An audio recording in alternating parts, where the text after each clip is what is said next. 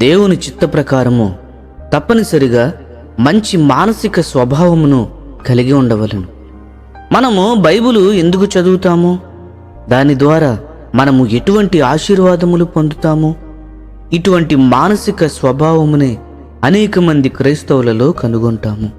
ఇంకా మరికొంతమంది బైబిల్ పండితులు కావాలని అనే కోరికను వారి మానసిక స్వభావములో కలిగి ఉంటారు.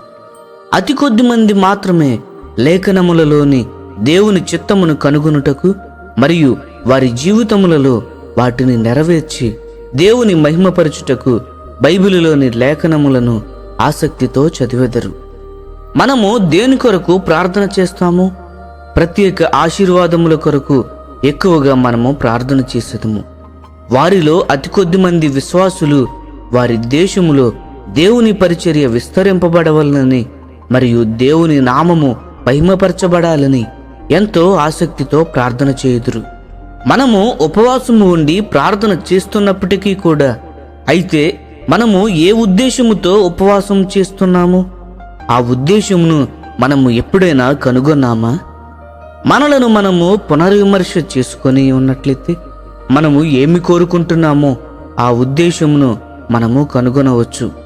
బహుశా మన కోరిక పరిశుద్ధాత్మచే నింపబడటము అనే ఆత్మీయ కోరికను కలిగి ఉండవచ్చు. అయితే నేను తప్పక దేవునిచే బహుగా వాడబడవలననే స్వార్థపూరితమైన ఆ మానసిక ఉద్దేశము యొక్క ఆ కోరిక మరియు దేవుని పరిచర్య ఎవరి ద్వారా అయినా సుసంపన్నం అవ్వాలని విశాల హృదయము యొక్క ఉద్దేశము కాదు. మనము కోరుకున్నది మంచి అయినప్పటికీ మనము చూసే స్వార్థపూరితమైనదే దానిలోని స్వార్థము. మనము ఎందుకు పాటలు పాడుచున్నాము?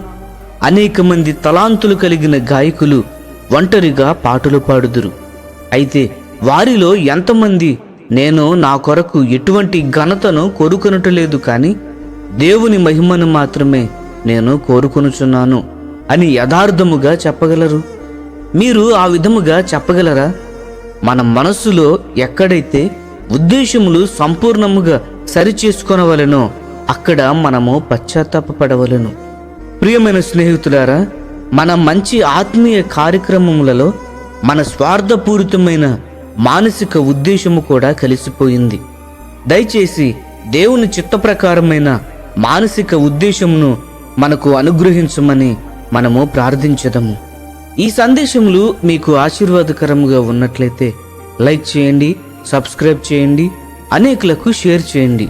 మీ విలువైన అభిప్రాయములను కామెంట్ రూపంలో మాతో పంచుకోనండి.